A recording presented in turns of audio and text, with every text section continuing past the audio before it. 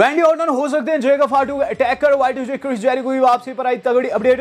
Drew McIntyre का आया है रिएक्शन और रोमन रेंस हो सकते हैं brand new WWE world heavyweight champion. नमस्कार दोस्तों, मेरा नाम है गौरव, आप देख रहे हैं WG गाइस। आज की वीडियो बहुत इन्फॉर्मेटिव है, जिसके अंदर दोस्तों बहुत सारे टॉपिक्स जो है कवर करने वाले। तो वीडियो को दोस्तों शुरू में रोमन रेंस के नाम लाइक कर दीजिए, क्योंकि जब आप कोई रोमन की वीडियो लाइक करते हैं तो बाकी की रोमन की वीडियोस भी आपके सामने आती है, तो इसीलिए मैं लाइक को बोलता हूं। तो सबसे पहले दोस्तों मैं बात करूंगा ड्रैगनोव की। ड्रैगनोव पर दोस्तों एक नई स्टोरी निकलकर सामने आ रही है। कल दोस्तों उन्होंने ओपन चैलेंज एक्सेप्ट किया सेमी का और चैंपियन बन गए। ऐसा करने वाले दूसरे सुपरस्टार बने। इससे पहले आज से कई साल पहले जब सीना ओपन चैलेंज रखते थे तो एक बारी को उनको अल्बर्टो ने आकर कन्फ्रंट किया था, जो कि रिटर्निंग सुपरस्टार थे।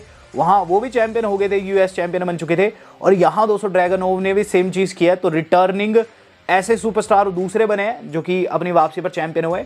तो यहां दोस्तों स्टोरी क्या है कि सेमी ज़ेन चाहते थे ड्रैगनोव उनका तख्ता पलट करे। सेमी ज़ेन जानते थे कि उनका टाइटल रेंज जो है खत्म होने जा रहा है। ऐसे में दोस्तों उन्होंने नेम सजेस्ट किया ड्रैगनोव का। ये स्टोरी ब्रोक हो रही है, असली है नकली मैं नहीं जानता, लेकिन हाँ सेमी वैसे शख्स है जो कि हमेशा देना जानते हैं और सामने वाले सुपरस्टार को बेहतर दिखाते हैं हमेशा अपने मैचेस में। दोस्तों वो खुद ज़्यादा मार खा लेते हैं और सामने वाले को बहुत तगड़ा दिखाते हैं। तो ड्रैगनोव के ऊपर एक काफ़ी तगड़ी स्टोरी ब्रोक हो रही है। इसके अलावा एक और फन फैक्ट बताऊँ आपको ड्रैगनोव का, तो सितंबर के महीने में ड्रैगनोव को रॉ के अंदर ड्राफ्ट कर दिया गया था इंटरनली, बट दोस्तों ने स्मैकडाउन में लाया गया जस्ट बिकॉज स्मैकडाउन के अंदर एक फ्रेश एनर्जी की आवश्यकता थी, ऐसा करके बताया जा रहा है। तो Dragunov the mad dragon is back and guys वो यूनाइटेड स्टेट चैंपियन है। इस पर मैड ड्रैगन ने भी रिएक्ट किया, जो कि आपकी स्क्रीन पर आ रहा है। तो ड्रैगनोव बहुत ज्यादा खुश है, ये चीज भी लिखी है पेन शैल एंटरटेन यू, नेक पर टैटू है। और इसी से जुड़ी हुई दोस्तों आज अपनी सेकंड अपडेट। तो गाइस अगर आपने ध्यान नहीं दिया होगा, ये भी एक फन फैक्ट है कि हमारे WWE में 3 चैंपियंस ऐसे हैं जिनकी नेक पर टैटू है। तो ट्रिपल एच शायद से उन लोगों को चैंपियन बनाते हैं जो कि नेक के ऊपर टैटू करवाते हैं। तो रोमन रेंस को भी चाहिए कि टैटू करवाए, जैसे कि डॉम ने हाल फिलहाल में टैटू कराया, उनकी नेक पर भी टैटू है। वो दोस्तों चैंपियन है, आईसी चैंपियन है और ट्रिपल ए चैंपियन भी है। कोडी रोड्स के नेक के ऊपर टैटू है, सबको पता है, स्कल वाला। तो वो WWE चैंपियन है। और यहाँ ड्रैगनोव को लाया गया है जिनके नेक पर नया नया टैटू देखने को मिल रहा है, तो उन्हें भी चैंपियन बना दिया। तो फैंस क्या कह रहे हैं कि रोमन रेंस को भी टैटू करवा लेना चाहिए गर्दन के ऊपर। जोक्स अपार्ट दोस्तों, यहाँ ट्रिपल एच की दोस्तों बुकिंग जो है समझ नहीं आती। शायद से उन्हें नेक वाले टैटू जो करवाते हैं वो ज़्यादा पसंद है रेसलर। यहाँ दोस्तों एक बंदा शायद से ट्रिपल एच को पसंद नहीं है, वो है एजे स्टाइल्स, जिन्होंने अपनी रिटायरमेंट घोषित कर दिया है। और आज कुछ ऐसा हुआ जो कि काफी इमोशनल करने वाला है। तो जब से मैं देख रहा हूँ कि ट्रिपल एच का कॉल स्टार्ट हुआ है, एजे स्टाइल्स का दोस्तों युग है वो खत्म होते हुए नजर आया। और एजे ने कंफर्म कर दिया अगले साल वो रिटायर होने वाले हैं। आज जापान में टूर हुआ जिसके अंदर दोस्तों WWE के सारे सुपरस्टार्स थे लगभग। और इस टूर के अंदर उन्होंने एंड में एजे स्टाइल्स को ट्रिब्यूट दिया, जहां सीएम पंक आकर गले लगाते एजे स्टाइल्स को। और उसके बाद आइवा, शिंसके नाकामुरा, सब ने मिलकर दोस्तों एजे स्टाइल्स को कंधे के ऊपर उठा दिया। इस दौरान हील सुपरस्टार्स को बाहर रखा हुआ था रिंग के बाहर, वो भी तालियां बजा रहे थे। तो एजे स्टाइल्स जापान में शायद से अपनी आखिरी अपीयरेंस दिए हैं आज। और इस टूर पर दोस्तों आपको बता दूं एक और बड़ा कांड हुआ है। तो एजे स्टाइल्स को दोस्तों यहाँ सैल्यूट है, लेकिन रिया रिप्ली के साथ कांड हो गया है। इस टूर में दोस्तों रिया रिप्ली का कोई मैच था जिसके अंदर उन्होंने अपनी नाक फुड़वा ली है। कुत्ते जैसी शक्ल हो चुकी है इस वक्त रिया रिप्ली की। और खुद रिया रिप्ली ऐसा कह रही है, रिया रिप्ली की नाक से बहुत खून बहा है। और इस दौरान दोस्तों उनके ऊपर काफ़ी मीम्स भी बन रहे हैं। But fact of the matter is this कि रिया रिप्ली दोस्तों काफ़ी तगड़ी रेसलर है, मार देने से भी नहीं डरती और मार खाने से भी नहीं डरती है। ये चीज़ तो माननी पड़ेगी रिया ब्लडी रिप्ली की। बात कर ले जाए दोस्तों इससे अगली न्यूज़ की। तो गाइज इससे अगली न्यूज़ जो आज की हमारी जुड़ी दोस्तों शिंसके नाकामुरा से। हल्का सा मैंने शिंसके को यहाँ मेंशन किया है। तो शिंसके नाकामुरा ने भी इस जापान टूर के बाद ऐसी बात कर दी है कि गाइज रोना ही आ रहा है। तो शिंसके नाकामुरा क्या कहते हैं? शिंसके नाकामुरा कहते हैं कि मैं देख रहा हूँ सीना को, मैं देख रहा हूँ इस मूवमेंट पर। एजे स्टाइल्स ने भी कह दिया है कि आखिरी साल रहने वाला उसका अगला। जब मैं इन सारे साथ के स्टार्स को देखता हूँ मुझे भी फील होता है कि मेरी भी एज बहुत ज़्यादा हो चुकी है। जापान में पहले मैं लड़ता आया, फिर WWE के अंदर आया हूँ। मुझे ऐसा लगता है कि मेरा टाइम भी बहुत ज़्यादा करीब है, मुझे बहुत कुछ अचीव करना है, लेकिन मैं ये चीज़ फील कर पा रहा हूँ कि मेरे जाने का समय अब ज़्यादा दूर नहीं है। तो शिंसके भी कहीं ना कहीं टीज कर गए दोस्तों कि वो भी रिटायर होने जा रहे हैं सून। हालांकि अगले साल वो नहीं होंगे, लेकिन जल्द दोस्तों 2-3 साल में मुझे लग रहा है कि शिंसुके नाकामोरा भी रिटायरमेंट टूर जो है घोषित कर देंगे। तो शायद से दोस्तों अब एक ट्रेंड सा चालू हो जाएगा रिटायरमेंट टूर का, जैसे कि मैंने आपको बताया कि यहाँ रिटायरमेंट टूर जो है यहाँ होने जा रहा है एजे का, और शिंसुके भी टीज किए हैं। आपको बताना चाहूँगा दोस्तों, यहाँ एक काफ़ी तगड़ी अपडेट आ रही है जो कि दोस्तों Y2J क्रिस जेरिको से जुड़ी हुई है। यस गाइस, क्रिस जेरिको की वापसी तय हो चुकी है। According to Dave Meltzer, Chris Jericho is coming back for a retirement tour. तो डब्ल्यू वाले दोस्तों क्रिस जेरिको को भी एक रिटायरमेंट टूर देना चाहते हैं, और ऐसे में बताया जा रहा है कि हम लोगों को जल्द उनकी वापसी देखने को मिलेगी। Chris Jericho is expected to return to WWE for retirement tour and hall of fame induction, यानी कि रिटायरमेंट टूर जैसे ही खत्म होगा उन्हें हॉल ऑफ फेम मिल जाएगा। अब ये कब तक रहेगा, तो मुझे ऐसा लगता है कि क्रिस जेरिको जो है अगले 1 साल तक, यानी कि रॉयल रंबल से अगले साल की रॉयल रंबल तक आप लोगों को डेफिनेटली WWE में देखने को मिलेंगे, और 2027 में उन्हें हॉल ऑफ फेम दिया जा सकता है, ऐसे मुझे लग रहा है। क्योंकि दोस्तों अगर आप देखेंगे अभी तो WWE के अंदर नहीं लौटे हैं, तो अगर जब टूर की बात लगती है तो लंबा चलता है। तो यहाँ दोस्तों क्रिस जेरिको जो है WWE में लौटने जा रहे हैं, ऐसा करके बताया जा रहा है। हॉल ऑफ फेम भी दोस्तों WWE वाले उन्हें देना चाहते हैं। तो क्रिस जेरिको की वापसी लगभग तय है। यहाँ बात कर ली जाए इससे अगली बड़ी अपडेट की, तो भाई इससे अगली न्यूज आज के हमारे जुड़े दोस्तों जॉन सीना के इंटरकॉन्टिनेंटल चैंपियन बनने से। यस गाइस, ये भी काफी क्रेजी अपडेट है। आज सारी अपडेट काफी क्रेजी है। तो रेसलिंग ऑब्जर्वर न्यूज लेटर के according John Cena IC champion बन सकते हैं। दरअसल बताया जा रहा है कि सर्वाइवर सीरीज में डॉम को फेस करेंगे, एंड द प्लान इज कि गाइस वहां वो डॉम का तख्ता पलट कर दे और बन जाए ब्रांड न्यू IC चैंपियन। ऐसा अगर वो करते हैं तो उनके होल करियर में जो सबसे बड़ा दाग उनके ऊपर लगा है कि वो कभी ग्रैंड स्लैम नहीं बन पाए, वो बन जाएंगे। सीना ने भरपूर टाइटल जीते हैं, किसी ने भी इतने टाइटल नहीं जीते हैं, सब जानते हैं, मुझे बताने की जरूरत नहीं है। बट एक टाइटल उनसे हमेशा छूटा हुआ है, और वो है इंटरकॉन्टिनेंटल चैंपियनशिप, जो कि इस वक्त डॉम के कंधे पर। डॉम ने खुद से कह रखा है कि वो मौका देना चाहते हैं सीना को, सर्वाइवर सीरीज में देना चाहते हैं। और गाइस अब बताया जा रहा है कि WWE वाले इसके ऊपर प्लान कर रहे हैं, एंड बताया जा रहा है कि अगर गंथर आखिरी ओपोनेंट है सीना के, तो डेफिनेटली यही चीज़ आप लोगों को देखने को मिलेगी। क्योंकि फिर दोस्तों सीना वो टाइटल जो है जाते वक्त ड्रॉप कर देंगे, गंथर चैंपियन हो जाएंगे दिसंबर में मेन इवेंट में।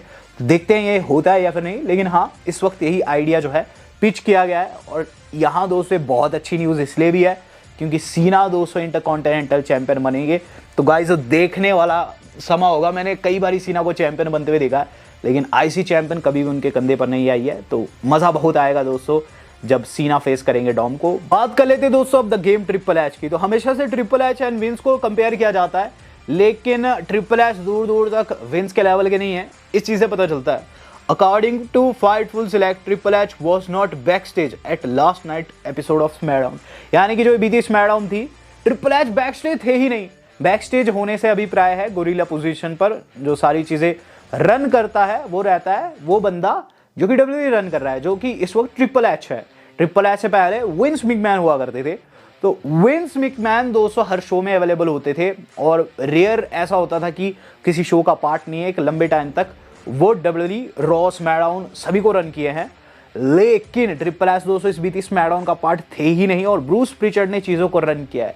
अपने आप में दोस्तों ये सोचने वाली बात है कि एक बंदा जो कि एज में इतना ज़्यादा था, इतना ज़्यादा पैशनेट था, वो अब WWE का पार्ट नहीं है, और एक ऐसा शख्स जो कि बेसिकली एक रेसलर है वो WWE को रन कर रहा है। तो यहाँ ट्रिपल एच दोस्तों शो में नहीं थे, जो कि काफ़ी क्वेश्चन खड़े करने वाली चीज़ है।